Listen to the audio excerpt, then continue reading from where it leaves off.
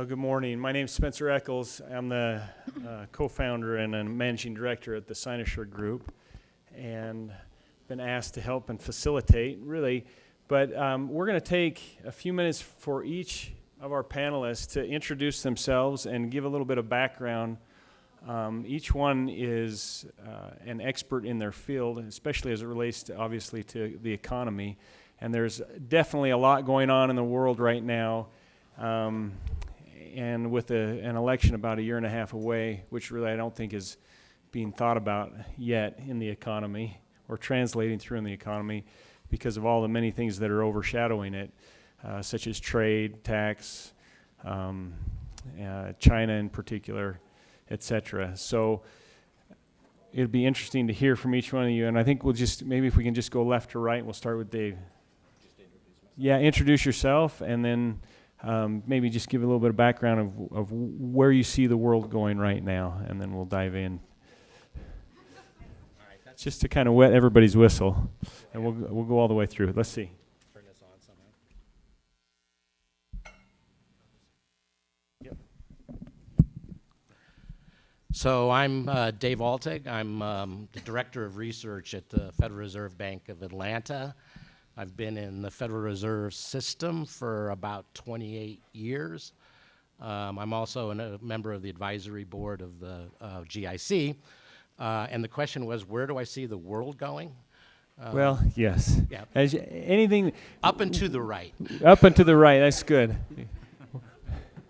Okay, perfect. We'll dive into the next one. That's the first time I've heard an economist be brief, but that's okay. And it was positive, too, which is also a little bit of an anomaly, but we'll continue. Go ahead, Patty. Patty Healy. Hi, my name is Patty Healy. I work for Cumberland Advisors. It's an investment management firm, and the majority of our investments are in municipal bonds. My background, I started at Standard & Poor's, the rating agency covering water, sewer, electric, garbage, and gas bonds. And looking at the economies throughout the municipalities throughout the United States. And I still do that today. Cumberland is, David Kotok, who's the chairman of Cumberland, is also a member of GIC, and that's how I came to. Oh, still closer? Can you hear? Okay, did you hear everything I said? Enough? Okay. And I am a very optimistic person, and I'm even more optimistic after some of the comments I heard this morning. So I think we're going in the right direction, trying to go in the right direction. I guess we have a lot of disparity, but maybe from what Brian said, when you have these breakthroughs, then all of a sudden you get a solution. So I think we're going in the right direction. Philippa. Is this on? Oh, it is. Okay. I'm Philippa Dunn. I'm co-editor of the Licio Report. We're an independent newsletter covering macroeconomic trends, specifically labor force and international flows issues. And instead of saying where I think the world's going, because I honestly don't know, I'm going to say what I would like to see happen, which is that people would start thinking of economics in a different way. The ec in economics is the same ec as the ec in ecology, which is the home. So economics is the study of the running of the home, and ecology, of course, the study of the home itself, and the distribution of resources. And I think if we could bring things back in that direction, we would have a healthier future. Great, thank you. Appreciate that, Philippa. Robert? Good morning. I'm Robert Spendlove. I'm the senior economist for Zions Bank, so welcome to Zions. My office is about 11 floors down, so it was an easy commute. I've worked for Zions Bank for about 5 years. Before that, I worked in the governor's office for most of my career. Got to work with Spencer a little bit when we both worked for the governor's office. I also, in my spare time, I also serve in the Utah legislature, representing the area right around Little Cottonwood Canyon. In terms of how I see the economy right now, I see it as I'm cautiously optimistic. It all depends on what the president tweets every day, and every chance he gets to criticize the Fed or to a few of his recent comments where the Fed has gone crazy. The Fed is my biggest enemy. Jerome Powell should quit. Things like that probably make me less optimistic about our kind of long-term path, but I'm hoping that cooler heads will prevail. And also here in the West and in Utah, I'm very encouraged, and I see very strong signs. Thanks, Robert. I appreciate that. Before we dive into a question, since we have a Fed party here, can you maybe just comment, give your thoughts about this break of the administration being as critical as they have been about the Federal Reserve, and what the impacts of that have been as you think about the policy that they've had, how they've eased on increasing rates after 9 consecutive rate increases. And now, just in the last few days, we've had the administration, especially Larry Kudlow, calling for a rate decrease from the Fed. Yeah. That's a lot. So there is a president who is unhappy with interest rates not being quite as low as that president would desire, and as a consequence is very angry at the head of the Federal Reserve. Who am I talking about? I'm actually talking about Mariner Eccles. There you go. So I thought it was Randall Quarles, but I'm not too sure. no, And I have a relation to both. But I mean, maybe it sounds a bit familiar, but actually, I would appeal to actually responding to this question. Of course, I'm never going to respond to this question directly. President and Congress and other political players do what they do, and we try to keep our head low and do what we are supposed to do. That actually starts back in 1950 with Mariner Eccles. I don't know. He was the chair of the Federal Reserve Board at one point. I don't know if you know this. Presidents can't actually fire a chair or a governor of the Federal Reserve Board, but they can kind of wait them out. Jay Powell has 2 appointments. He has an appointment as a governor, which is a term for about 14 years, and he has a term as the chair that only goes for 4 years. So after 4 years, the chair of the Board of Governors has to go up for renomination, which is made by the president and then confirmed again by the Senate. Now, if the president decides he or she doesn't want you to be the chair anymore, you're still allowed to stay on the board as a regular old governor. Presumption is that typically won't happen, but it did happen with Governor Chair Eccles, who stuck around after President Truman had a disagreement with him about whether or not the Federal Reserve should continue to keep interest rates low, basically to put a cap on war finance debt at a time when the economy was actually beginning to turn out of a wartime stance, and the concern was inflation. That disagreement convinced President Truman that maybe another person was the best person for the job, nominated a new person was put in place, but Governor Eccles stuck around. That was important for the following reason. He wasn't alone on the Board of Governors of being skeptical about pressure from the administration to keep interest rates lower than what the Fed thought was consistent with sound monetary policy.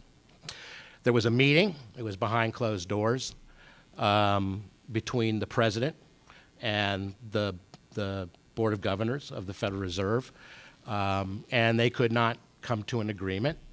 Nonetheless, the president decided to, I guess, what in was the old-fashioned tweet, went out and just basically made a pronouncement that we have come to an agreement, the Fed is going to keep interest rates low, everybody relax, I'm getting what I want.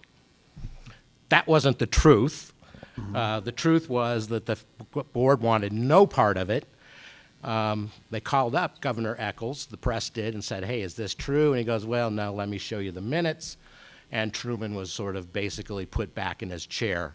That was the first shot toward eventually what became known as the Treasury Accord of 1950.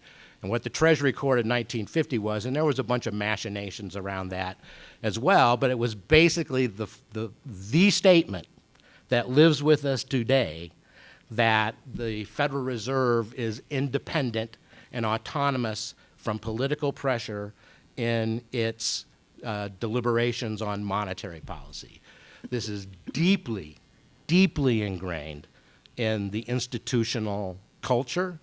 It's really pretty deeply ingrained in the political culture as well. So all of that is a long way of saying, and a shout out to the Eccles and to Utah, who has this huge role in the history of the Federal Reserve, that I think that, in the end, I mean, what will happen is what has happened since 1950, and that is, in the end, monetary policy is conducted more or less free from political concerns and proceeds on the basis of grounds that will best support sort of our mandate. And our mandate is to maximize employment growth and to maximize and to maintain stable inflation. Just to quickly answer kind of the question about the rate hikes.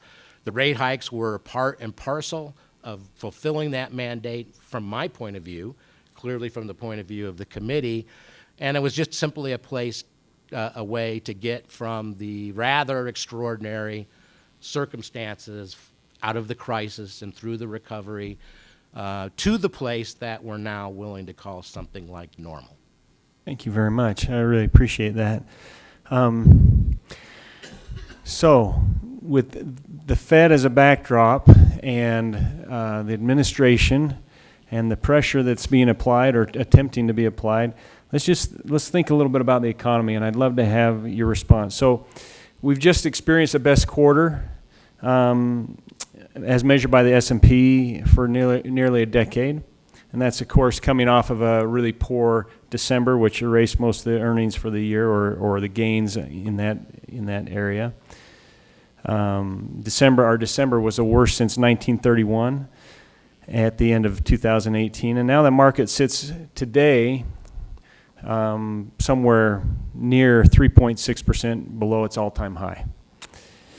In addition, we're in the second longest economic expansion in the history since the war time area, and that's 117 months. And in spite of these indicators, however, we've seen 10-year Treasury yields tick down to about 2.4%. I think they sat this morning at 238 in terms of their yield.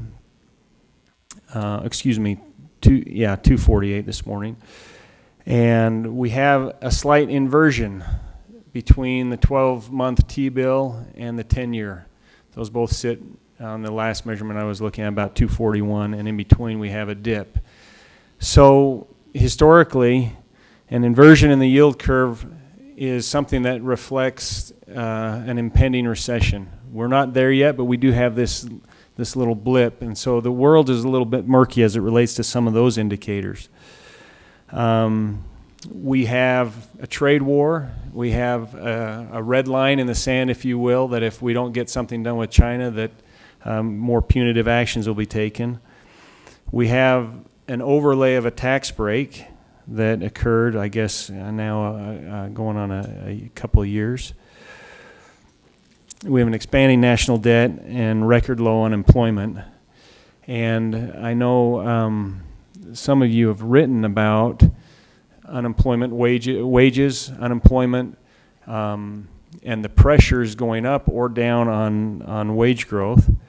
So all of that in context, along with the fact that in 2020 we have an election, and I mentioned that I don't really feel that it's being, that it's impacting the economy yet or the mindset. Everybody's really busy thinking about a lot of things, and some of which, as Robert noted, are some of the latest tweets.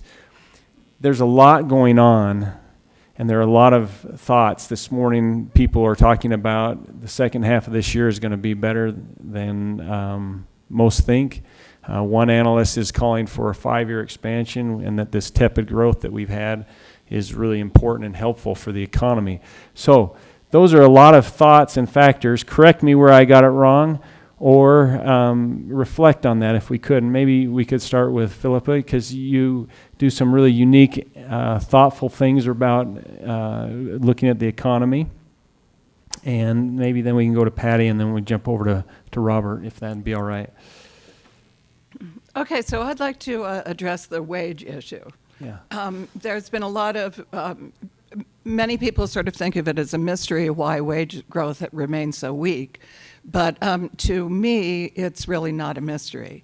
The Great Recession hammered workers in a way that we haven't seen since the Depression. I don't think there's any question. And we've been left with a number of distortions. One of them is a large number of people who are working part-time for economic reasons, and David Blanchflower of Dartmouth has recently come up with the idea that that's one of the things that's really keeping down wages. Businesses still know they can hire more, put in more hours, so they don't really have to raise wages. The other thing is, I think that in an economy that's so based on consumption, it's very dangerous to have such income disparity. So the policies we have in place are stimulating certain aspects, but they're not really helping the spending power of the lower income groups. And that's something that I'm wondering if we're beginning to see now in some of the data. Thank you. Appreciate that. Patty? So maybe I'll just talk about how municipalities seem to have fared since the recession. And one of the big things that's kind of good is that they've all, or for the most part, I mean, don't talk about Detroit or a few other places, but overall, most of the municipalities have reestablished their rainy day funds. Back in 2008, when there was such a decline and ratings got downgraded, the municipalities didn't have money to fund services that they wanted to, things like that. They've now made a big effort to establish their rainy day funds and grow them. So on average, I think some of them are up to 15, 17% of their budget. So that's very good.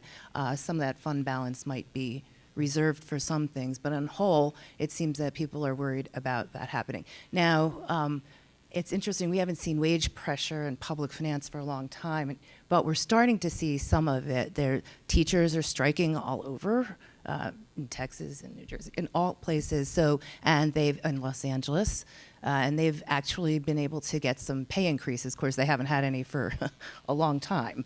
So you're seeing some pressure. You're also hearing some municipalities saying, we're having a hard time getting new talent, or that we can pay, and we're gonna have to start paying up for it because they just have to do that. I don't know if we're going to get to our formalized comments, but one of the things that municipalities really need to fund now is cybersecurity. It's a big issue, and they cannot afford not to do it. They're on the forefront of protecting our water, of supplying our electricity. They have private information for citizens, so they need to protect that. So on top of everything else that municipalities have to do, for the most part, we're also seeing, and I think a big part of the discussion here today is the gap between the haves and the have-nots, and that's evident in all cities. Everyone's looking for doing some kind of affordable housing, so that's another struggle that they have. They have the social service costs and things like that. So, but it's funny because their revenues are getting better. Their budgets, they try and constrain them, but revenues are going up, and there's people that are left behind. So, but on the most part, it seems like the economy is still growing. So, Robert? So what I've been watching really closely is what's happening with confidence indicators. We have business confidence, consumer confidence, CEO confidence. And it was really interesting. You can see kind of the inflection point where confidence changed dramatically to the upside right after the 2016 election. I mean, it was essentially moving along. The election happens and it jumps way up.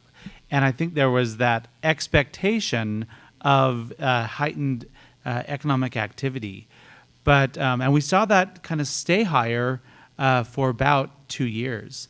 But just recently, within the last few months, we've seen confidence dropping dramatically.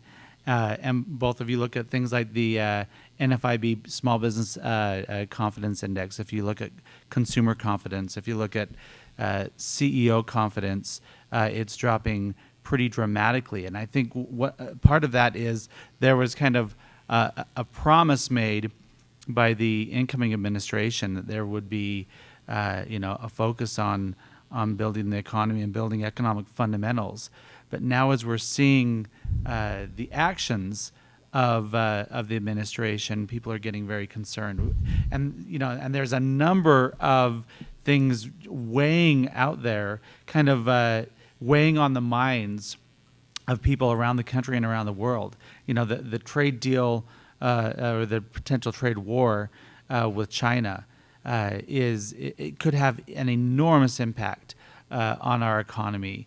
The trade war with Mexico. The president over the weekend threatened to completely close the border with Mexico. If he were, and he said he'd do it, he said, "I'll do it next week, and I'm serious." Now, if you take the president at his word, that is a very concerning statement. We would lose about $1.6 billion in trade every single day if he were to close the southern border.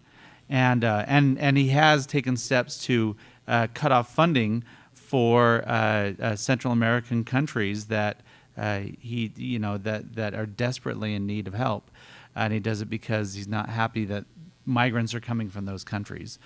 And then, kind of outside of our direct control, but having a big impact, is what's happening in England with the Brexit vote. And what's really interesting, it's a very similar dynamic going on in England, where what is driving, what essentially drove the Brexit vote was they're not happy with immigrants coming into their country. They're not happy with open markets. And so they're trying, the push is to close in. Now, unfortunately, they've been working at this for 3 years. The deadline was last Friday, and they missed it. And the next deadline is in a couple weeks, and who knows if they're going to be able to make that. But if they can't come up with a deal, they may end up with a hard Brexit, which means that they essentially just leave the European Union with no real trade deals. Again, that could be catastrophic to the European economy. All this, now, if we were able to resolve all these things, our economic fundamentals really are pretty good. Our unemployment rate is low. Our inflation is low. Things are looking good overall. But we've got all this overhang and this uncertainty that is making people more nervous and can actually cause the economy to slow overall if we can't resolve some of these issues. Thanks, Robert. Appreciate it. Oh, Philippa, yeah. I just wanted to add something about the confidence issues. The person who puts together Michigan Confidence, Richard Curtin at the University of Michigan, he comments on the different publications. And he recently pointed out that never before had there been such disparity in the reactions of Republicans and Democrats. They only sporadically publish the information on how different respondents are responding. But ordinarily, when a Republican is in office, there's about a 20% difference between Democrats and Republicans. Republicans better, obviously. But after Trump was elected, the Republican sentiment shot up something like 60 points. So suddenly there was like an 80-point gap between the two of them. And they haven't republished anything recently with this information, but I'm wondering if that gap is beginning to close a little bit. Interesting. Thank you very much. I know you have some formal thoughts, and maybe we can go, David, to you about that and anything else to add on to this, and then we can just bounce down to Patty and Philippa. So I'll make 2 comments. One about the wage growth. I don't find the pace of wage growth all that surprising. It turns out that if you kind of just think about wage growth as the sum of labor productivity growth and, the Fed doing its job right, and 2% inflation over the longer term, you can pretty much describe the dynamics of wage growth over the entire recovery period, really, for the most part. So we had a long period stretch where wage growth appeared to be stuck in the 2 to 2.5% range. That was really quite surprising. But productivity growth was under 1%. It was like, 0.75%, 0.5% at times. Productivity growth was very low. Wage growth has accelerated now up to closer to the 3 to 3.5 range, depending on what measure you look at. And that has been coincident with an upsurge over the past several years in productivity growth. This productivity growth thing is important and it involves basically three elements. There is basically human capital. Are we skilled up? Are we training our workforce appropriately and expanding the capacity of people to be productive? The answer to that is, probably not as much as we should. Second piece is basically capital investment. That has been up, at least before the last couple of years, very, very disappointing. And if you don't give workers the tools with which to be productive, they are not going to be productive. Maybe that has turned around, but I think I completely agree with this sense that it's a risk-off world we're living in. We very seldom, we spend a lot of time in the Federal Reserve talking to folks, talking to people like you. I know if you listen to Squawk Box and Jim Cramer or somebody like that, it sounds like we're cloistered away. Maybe the people in Washington are. I don't think they are, but maybe they are. But we live out in the world, those of us who work in Federal Reserve banks. And we spend a goodly amount of our time. In fact, I have maybe 17 employees who spend all of their time, 100%, out talking to people face to face about what's going on in the world.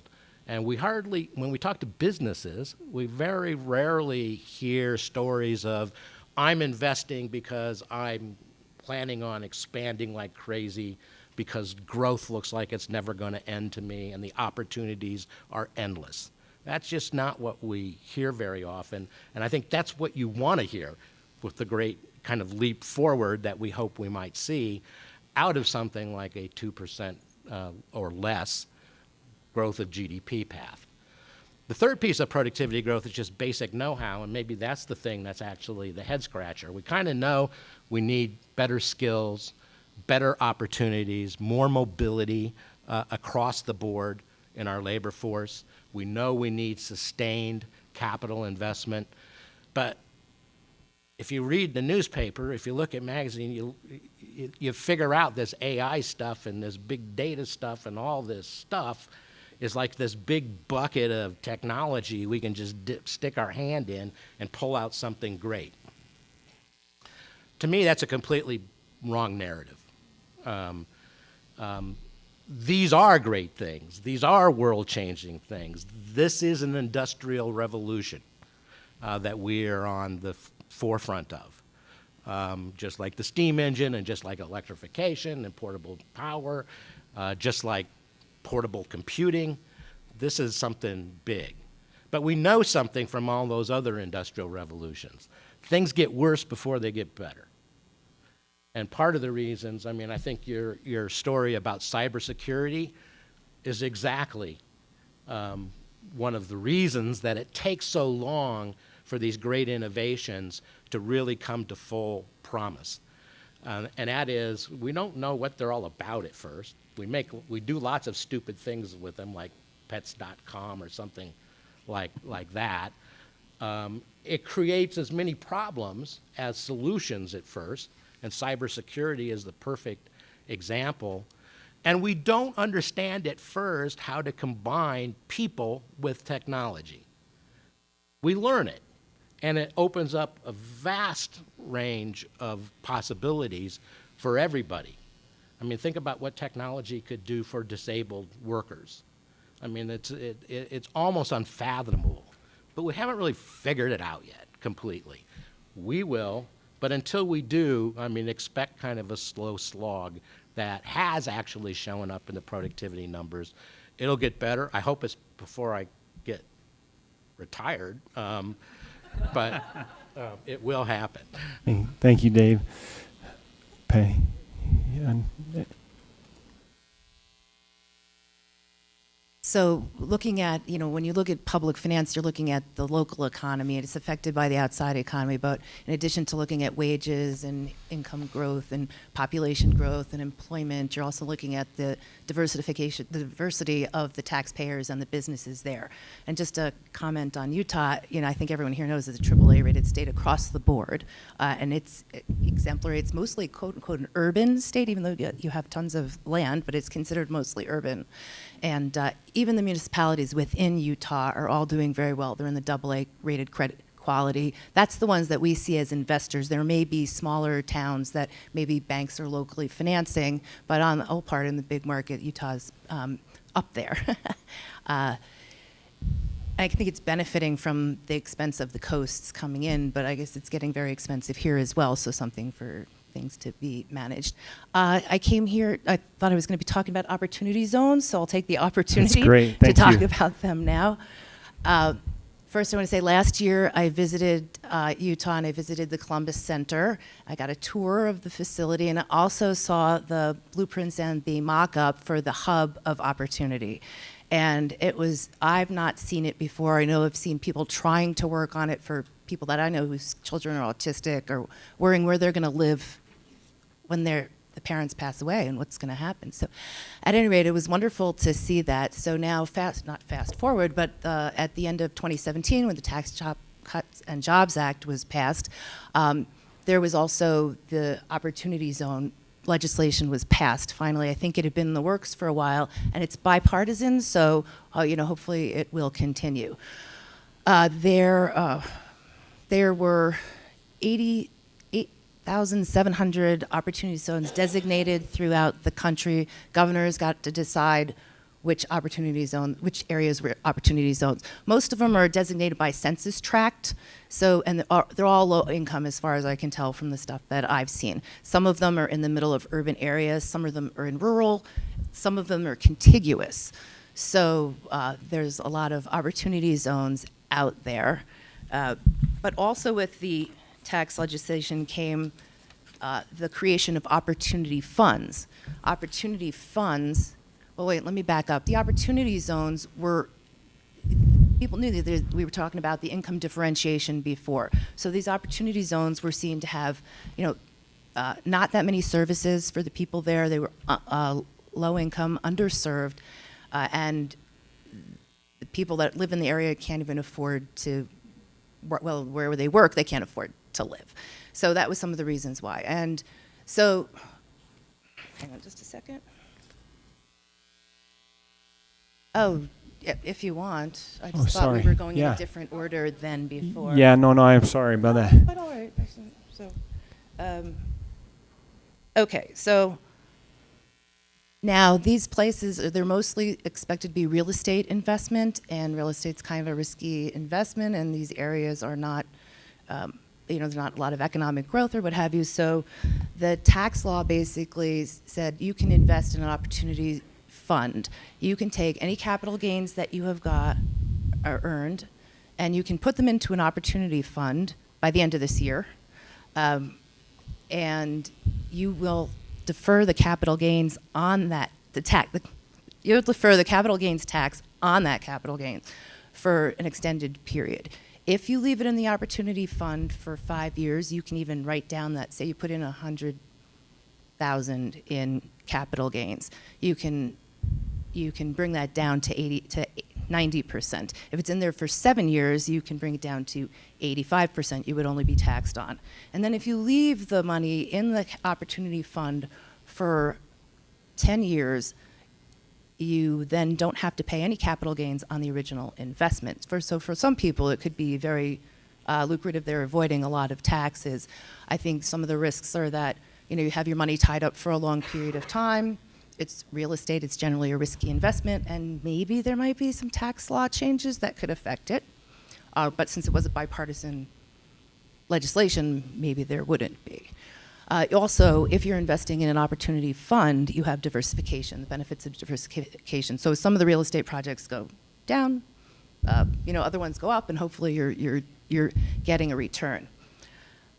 Unfortunately, in my discussing this with people over the year and a half or so, most real estate people I talk to say that they would not invest in most of the opportunity zones. Maybe 1/3 would be invested in. So fast forward to impact investors. And environmental, social governance is what impact investors are worried about. And back a little bit, but people were worried that these opportunity zones were going to be taken advantage of. They were maybe already going to be in gentrifying areas. Those are the ones they're going to be invested in. You're probably going to actually not serve the people that this legislation was intended to serve. It's going to force them out because the rents are going to get too high. So bring in the impact investors. People worried about environmental, social, and governance. And also some people are worried that, this is just real estate and retail development. What about education? I know people in the charter school space that are like, can't we, get an investment to do something with the schooling in the area or job training? Just, expand it a little bit more from housing. So the Kresge, and I hope I'm pronouncing it properly, the Kresge Foundation and the Rockefeller Foundation got applications from various opportunity funds, and they wanted them to be impactful opportunity funds.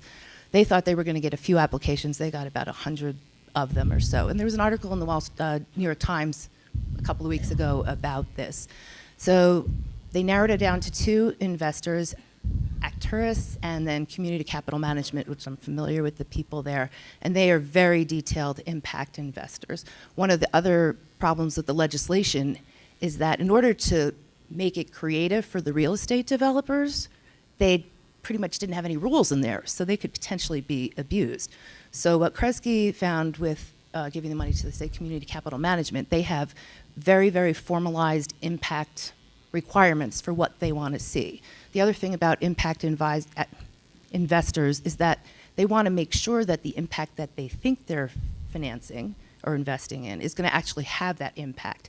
So there needs to be transparency, there needs to be measurable outcomes, there needs to be consistently following up on that, and that's what Community Capital Management and the other company do.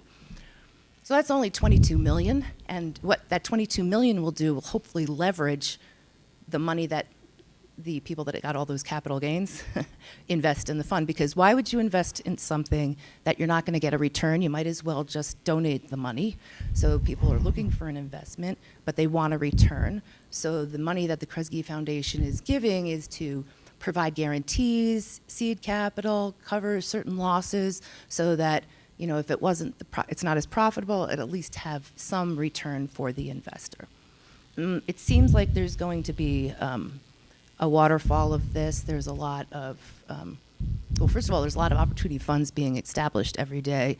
There's a database or online system, Opportunity DB, and they seem to be keeping track of them. So there's about at least 87 funds established to date that they're keeping track of, with 26.3 billion already invested. So these funds are out there. You can just Google Opportunity Fund and you'll find them. And I think if you find one that you want to invest in, if you want to do locally, you maybe call the managers and say, I don't want this to just be a return for me. I want to make sure it's having an impact, and how can we put that into that? And maybe you could increase the marketing of that fund because of it. I don't know, something to think about. And the last thing is the National Development Corp has been around for, 50, 60 years. They help municipalities come up with plans for development, and they're trying to help them do outreach to these opportunity funds. Because the other thing is that these projects have to be funded and almost completed within like 30 months. So they need to find projects on the ground ready to go. There's a lot of stuff that has to happen. So there's cities that are trying to help themselves, or like Erie, Pennsylvania, and Louisville, Kentucky, have their own little prospectuses if you want to do an opportunity zone investing in those areas.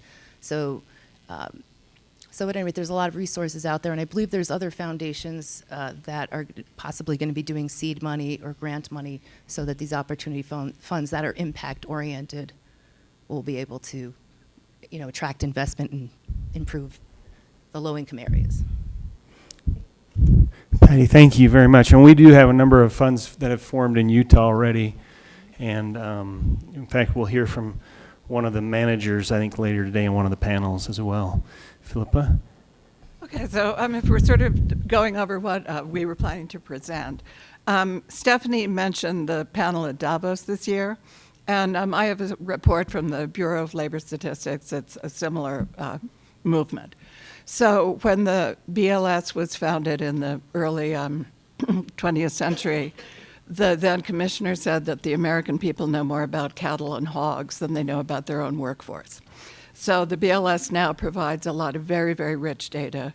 It's used, it's misused, it's subject to highly creative conspiracy theories, and the people who like those the most seem to be the BLS employees themselves.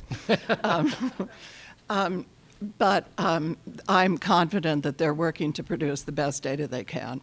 So within the big sectoral outbreaks, the meta sectors would be service and goods producing, and then within that, the super sectors, manufacturing, well, formerly, but education and health, leisure and hospitality. There's very detailed data. You can actually find out who's working in sponge sugar, candy, synthetic mesh operations, but then other data really isn't broken down. So private military contractors are listed in services to buildings, things like that. When I was first invited to speak here, I wanted to obviously break out data on workers with disabilities. And at that point, you had to call the BLS and get them to send you the data. So last week when I was putting together the graphs, I found that you can just pull everything right off their data sets now. So that's public pressure, public interest, and that's a real improvement. The point I really want to make is in the employment statistics, there are basically two sets. One set is measuring sort of structural interest, and the other set is measuring well-being. So there have always been people in the world who really understand what under and unemployment does to people, and who also understand that living in poverty is actually somewhat different from being under or unemployed. And we recently lost Alan Kruger, who did amazing work detailing what really happens when people are under or unemployed. So I really believe that every day the work at the Columbus Center is a tribute to his legacy, because you are dealing with those very things. And in the employment statistics that relate to people with and without disabilities, the ones that I'm calling structural, which are the breakout between sectors, are almost comically similar. I put together a table, which we don't have to look at, but I decided not to put in the decimal points, and things turned out exactly the same. 2% in art management, 2%, with disability, without disability. Same movements between the number of women who do certain jobs. There'll be increases in women in certain sectors. It moves exactly the same way. But for the statistics that more measure well-being, there's a world of difference and a world of hurt. And so there you're seeing, for instance, the people with a disability represent 4% of the labor force. And I actually was trying to check that statistic earlier because it seems that it couldn't be true, but if you remember the numbers even vaguely, it is. So that's Stephanie's 4% of corporations with policies. This translates to a 28% participation rate for people with disabilities, with a disability, which compares to about 63% for the overall and 68% for people without. So participation is down for everyone. That's a structural problem we have ongoing. But for people with disabilities, it's something that we can actually do something about. So the 2 points. And then the third point is that these things do not have to be this way. the trends move the same way. So unemployment among people with a disability rose a lot, of course, during the Great Recession, as it did for everyone else.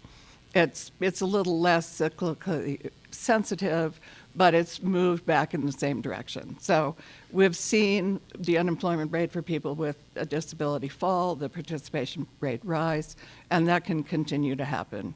Part of it's policy, but most of it's on the ground work.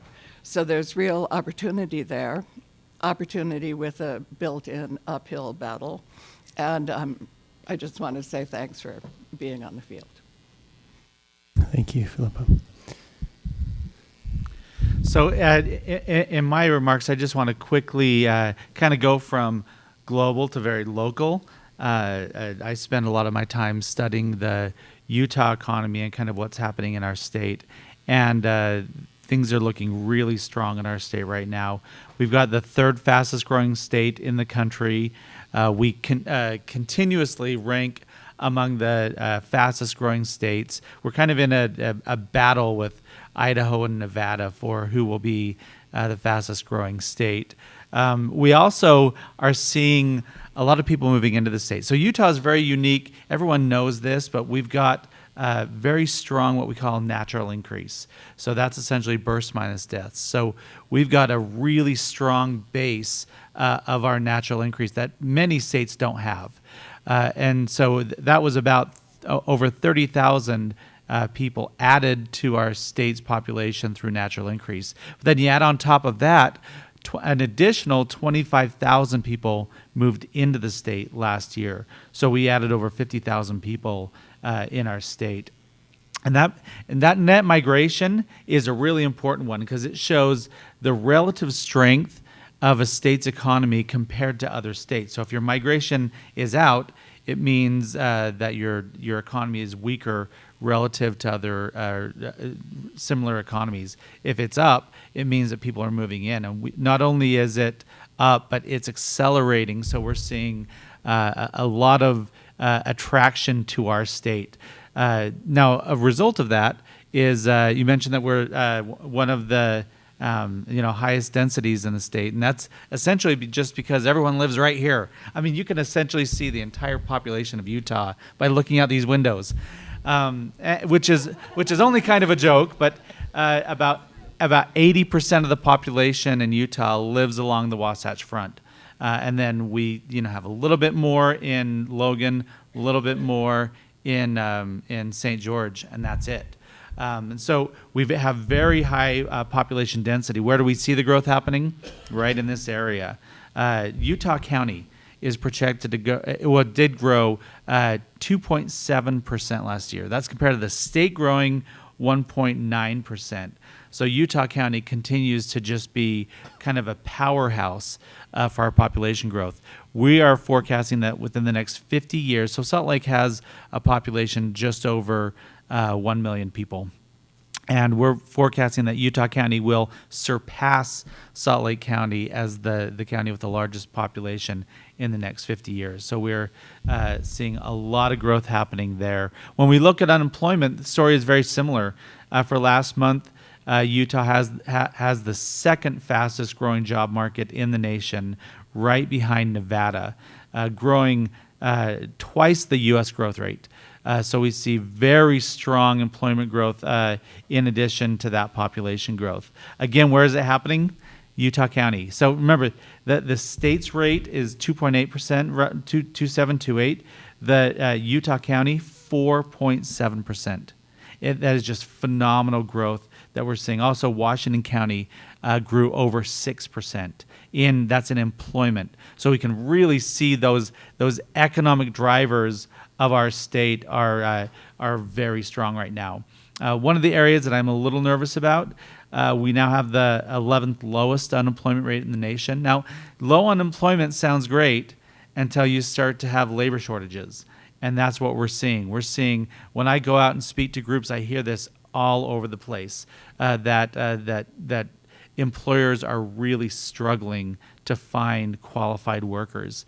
I was up in Logan last week, and an owner of several McDonald's came up to me after, and he said, "Has anyone heard about job ghosting?" Have you heard about this? So it's just, so it used to be with dating, when you broke up with someone, you just never talked to them again. People are doing this with jobs now. They go to lunch and they never come back. And they never call, and they never say anything. I heard about someone who is in the building just to the south of us. So, a major employer, this person was making over $200,000 a year. Last week, he walked off the job. He left so fast that he left his coat on his chair and had to send someone to go get it. So, so it's happening at all different levels, everywhere from McDonald's to high executives. And here's the problem: that may be great for the worker, but it's really bad for the employer, and it's really bad for trying to compete and to grow. And so, while it's good that we have low unemployment, it's in the range that is making me nervous. And then when you look within the state, Utah County, once again, 2.6% unemployment. So the result of that, what's really interesting is, Zions Bank conducts our own consumer confidence survey, similar to the one produced by the Conference Board. And we have always seen consumer confidence above the national average until about 2 years ago. About February of 2017, it flipped, and we saw consumer confidence in Utah dip underneath consumer confidence at the national level. And it continues to this day to be just under. Now, they're both really good. They're both high, in the level that would indicate economic prosperity. However, Utah's below the nation. A reason for that is around the same time, we saw inflation in Utah start to dramatically accelerate. Where at the national level, inflation is right around 2%. I mean, that's the Fed's goal, is 2% inflation. Whereas inflation in Utah, right now, 3.9%. It's twice the inflation at the nation. And that's down from over 5% a couple months ago. So what we're seeing is this pressure on people. And where we're really seeing this, and we all know about this, is housing. Housing prices are accelerating too quickly, and what that's doing is that's driving out affordable housing for that first-time home buyer, that young family trying to find their first home. It is becoming more and more unattainable, and it's getting people worried about whether they can survive in a state like Utah. We've always been known as lower wages, but we also have lower cost of living. And now we're starting to see that struggle as that cost of living is accelerating so quickly. So I think that's an area that policymakers need to be putting a lot of attention into, something we need to really be focusing on to really help not only those individuals that need affordable housing, but also our entire community. Thanks, Robert. And I know we are at the end of our time. We got 5 more minutes. Do you want to take questions, Stephanie? Okay. Well, let me just preface with these pressures on wages, with ghosting, so to speak, and with the loss of our low-income housing. There's a lot of challenges we face, and I think we'll see more wage pressure here. Utah has been, Salt Lake City in particular, has been one of the most mobile or economically mobile states or cities in the country in terms of people being able to increase their wages and opportunity, and that's something I think that's bucking the national trend. I don't know if that is good in general, but the one thing is it also leads to the opportunity for corporations to think more about hiring individuals with disabilities and how can they work that into their project. And I did something with Stephanie about 8 years ago where we had a fulfillment situation and a job in the Governor's Office of Economic Development. I outsourced that completely to Stephanie and her team. And what the result was, it opened up a space for me. It opened up a couple of positions for me that I could hire some new people in to do some other work that I needed to have done because I was able to outsource that to the Columbus Center and Community Center. And I was really grateful for Stephanie and all of her work for that. And I think there's opportunity for all of us to rethink how we do things and some of the jobs. And I think that's an economic opportunity, a strategic opportunity. And some of the panelists today have written about that and the benefit for your company. So with that, we can take probably one or two questions, if there's anybody else.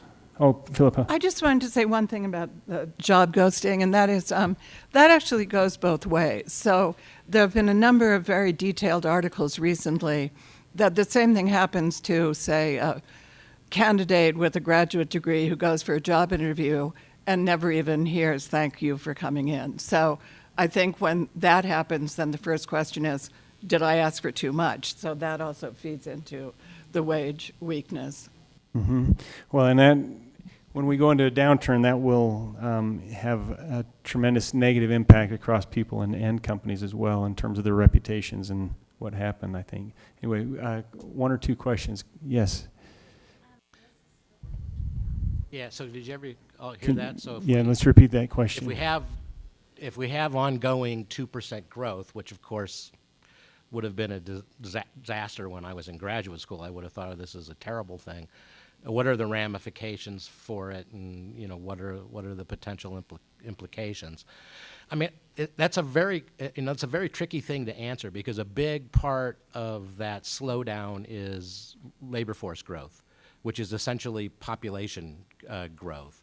So on a per capita base, so I mean, the analog would be Japan. We think of Japan as this terrible, slow growth kind of economy, but per person, they're actually doing pretty well. I mean, it hasn't been all that bad. So, I mean, when I think about kind of how we ought to react to the 2% growth, I mean, there are two sides of it. The one side is what I alluded to earlier. Growth is basically the sum of two things. How fast is your labor force growing, and how fast is productivity growing? Labor force is kind of baked in the cake a little bit. So if you don't get more population growth the old-fashioned way, and I don't think that we're moving very quickly in kind of that direction, you got to get it through immigration.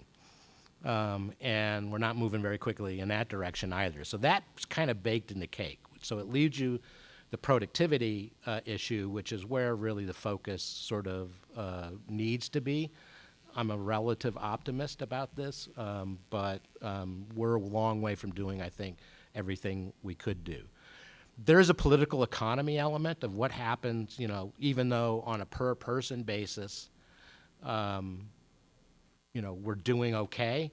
What happens when you're no longer the biggest economy in the world, and what happens when you're no longer the biggest free economy in the world. But I'm just an economist, and that's way above my rank. That's great. We're good.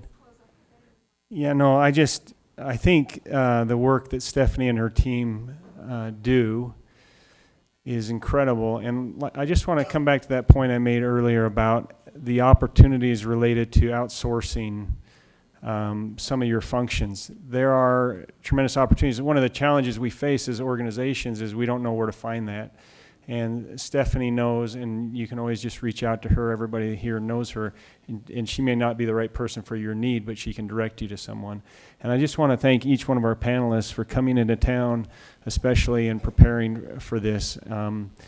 I've read a little bit. I came all the way from Sandy. Yeah, I know. That was the most dangerous part and the most difficult because of the traffic, but we're working on that. It's one of our greatest challenges in the state is our growth and how we're going to work with that. But I appreciate the thoughts around that they put into this. I think the future's bright, but it's not without challenges on either side. When things are going down, you have challenges. When things are going up, you have challenges. But, with great people, in the Federal Reserve, the work they're doing there, and the analytics, the opportunity zones, and everything that's going on, we just have to figure out how to gather more data. And I was grateful, Philippa, to hear how it's easier to gather data, because I was looking also, and it was not readily available. And if you don't have that, it's hard to know the impact of how we can include members of our community that are disabled or have various challenges. So thank you very much, and thank you to our panel.